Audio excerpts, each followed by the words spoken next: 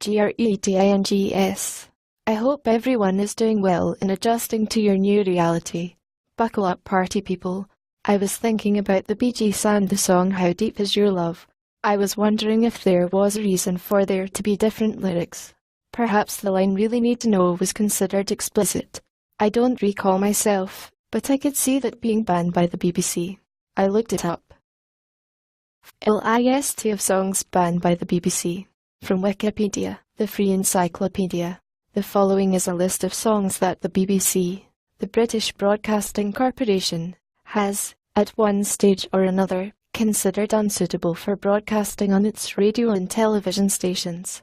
Although the BBC has historically banned songs it deemed unsuitable, in recent years the corporation has claimed that it no longer bans any records. As the United Kingdom's Public Service Broadcasting Corporation, the BBC has always felt some obligation to standards of taste and decency, to varying levels, at different times in its history. This "we know best" attitude has earned it the nickname of anti-BBC or anti-Beep.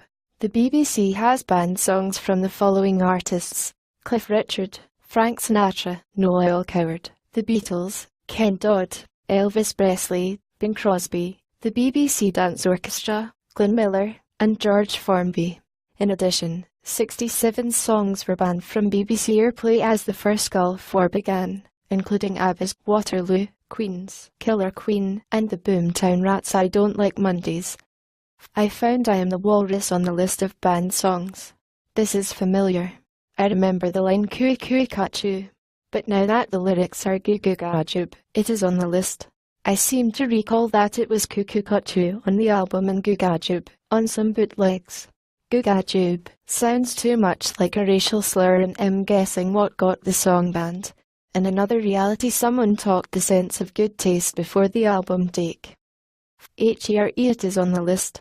BOTH How Deep Is Your Love by the Bee Gees and the Beatles I Am the Walrus are songs with lyrics different from the way people remember due to the Mandela effect. The line in How Deep Is Your Love is "I really mean to learn though people remember I really need to know." The line in I Am the Walrus is "Goo Goo Gajoob" though people remember "Coo Cooey Catchoo," which sounds like a sneeze. That is what people say when they sneeze. "Goo Goo Gajoob" were the final words that Humpty Dumpty said before he fell off the wall and died. I believe that like I believe the Shamansies are goodies Ebenezer Good is a song about Ebenezer Good. THIS raises another question. Is the line from Louis Carroll also Mandela effect? Did Humpty Dumpty used to say "Cooey Cooey Catchoo"? I Am the Walrus by the Beatles song facts. The song was banned by the BBC for the use of the word "knickers" in the line "You've been a naughty girl, you've let your knickers down." Visual Thesaurus.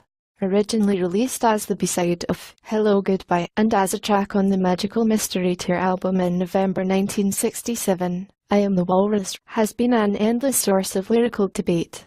And that's just how Lennon wanted it. He reputedly constructed the song to be as confusing as possible, in order to keep the Beatlologists busy.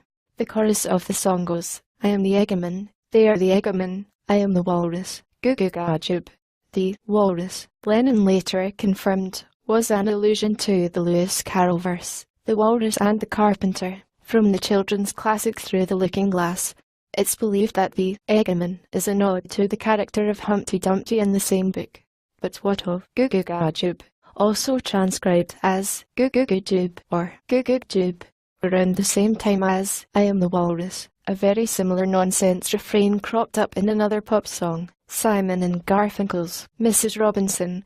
Songwriter Paul Simon penned the lyrics, "Coo Cooey Catchoo, Mrs. Robinson, Jesus loves you more than you will know." The song was released too late to have been an influence on Lennon, though a brief early version of Mrs. Robinson appeared in the movie The Graduate in late 1967. The full song with "Coo Cooey Catchoo" didn't show up until the Simon and Garfunkel album Bookends in April 1968.